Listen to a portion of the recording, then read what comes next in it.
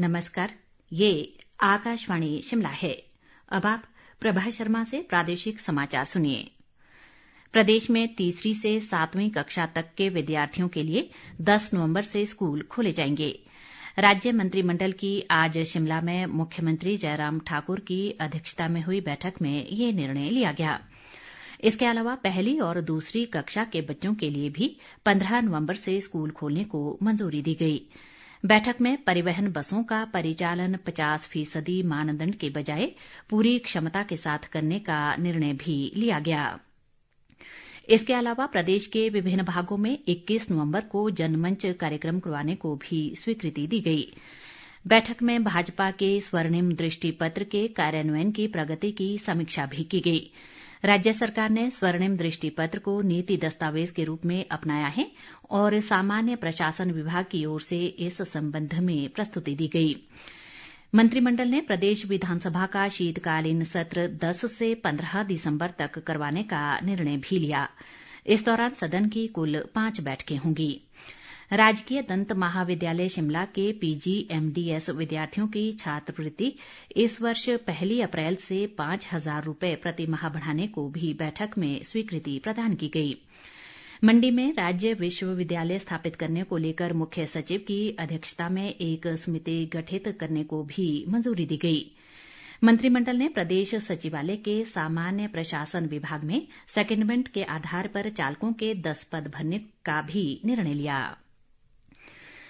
उपचुनाव में नवनिर्वाचित 3 विधायकों को आज विधानसभा अध्यक्ष विपिन परमार ने विधानसभा में पद व गोपनीयता की शपथ दिलाई।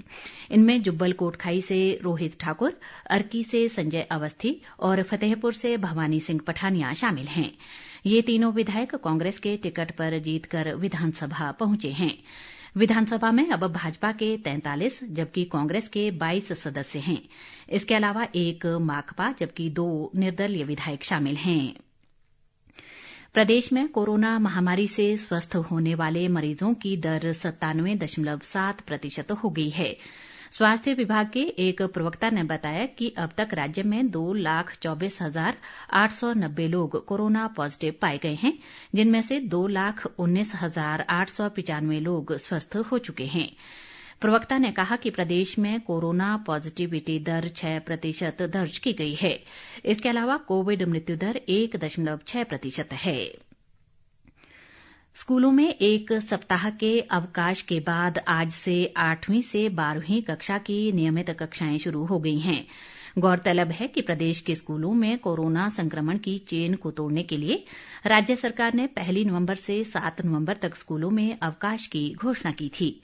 उच्चतर शिक्षा विभाग के निदेशक डॉक्टर अमरजीत शर्मा ने सभी प्रधानाचार्यों और उप निदेशकों को सर्कुलर जारी कर स्कूलों में कोरोना से बचाव के लिए बनाई गई मानक संचालन प्रक्रिया का सख्ती से पालन करने के निर्देश जारी किए हैं। कांग्रेस पार्टी की राष्ट्रीय प्रवक्ता सुप्रिया श्रीनेट ने कहा है कि महंगाई आज बहुत बड़ा मुद्दा बन गया है और देश व प्रदेश की जनता महंगाई की मार झेल रही है। शिमला में आज एक पत्रकार वार्ता में उन्होंने कहा कि हिमाचल में भाजपा को उपचुनाव में महंगाई के मुद्दे पर ही हार का सामना करना पड़ा और जनता ने उपचुनाव में सरकार को करारा जवाब दिया है। सुप्रिया ने कहा कि देश में बेरोजगारी की दर पिछले 45 वर्षों में सर्वाधिक हो गई है। सोशल ऑडिट वर्कर्स एसोसिएशन ने सरकार से उनका मानदेय बढ़ाने की मांग की है।